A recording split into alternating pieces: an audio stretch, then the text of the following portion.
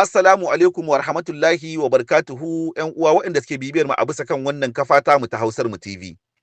ko wanda suke bibiyar mu a bisa kan Al'umma TV Niger, ko wanda suke bibiyar mu a bisa kan kafa ta Ahli Riyadus Salihin, ko Tuspurle Niger, ko kuma sauran kafafe na sada zumunta wanda lokaci zuwa lokaci in dama ta bada in mun ga waɗansu muhimman al'amura sun bujuro muke hutuwa mu ka fashin baki a game da al'amuran da suke faruwa a gida ko a waje. To yau muna rana ta Lahadi wadda ta dace da 18 na Rajab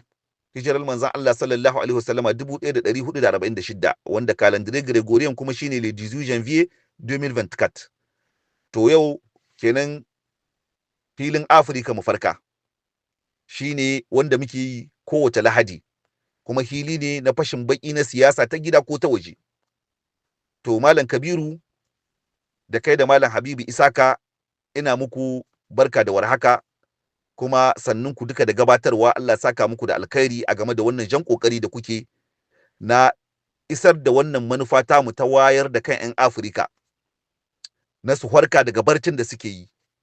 saboda Afirka ta jima tana cikin juyayi. Afirka mun jima ana zaluntar mu. To lokaci yayi yanzu da ya kamata 'yan Afirka su farka, saboda shi muka buɗe wannan hili na fashin baki na siyasa ta duniya ko ta gida domin 'yan uwanmu na Afirka su farka. To Allah sa mu farka kin. To a wannan rana ta yau zan yi tsokaci ne a game da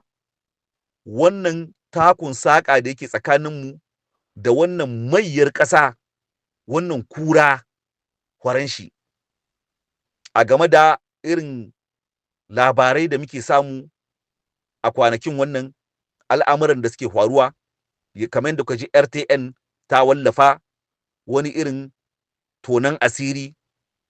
na makircin da Faransa take kulla ma ƙasar Niger. Kenan dan haka a yau zan ɗauki tsawon lokaci na ne a game da wannan matsala, saboda ita ta hici mini tuwo a tukunya. Zan ɗan yi tsokaci kaɗan a game da fashin baki a game da siyasa ta duniya, abin da ya shahi Amerika, abin da ya shahi gabas ta tsakiya, saboda akwai wani yarjejeniya da aka yi tsakanin Isra'ila da Hamas, kuma akwai inauguration na Donald Trump. To wannan zan ɗan tattaɓo su, saboda in na ce in yi fashin bakin in shige shi an profondeur, to ko awa guda a yau ba za ta hudda mu ba. Don haka zan hidi ɗaukar lokaci na a game da wannan matsala ta gida ta hidamuna,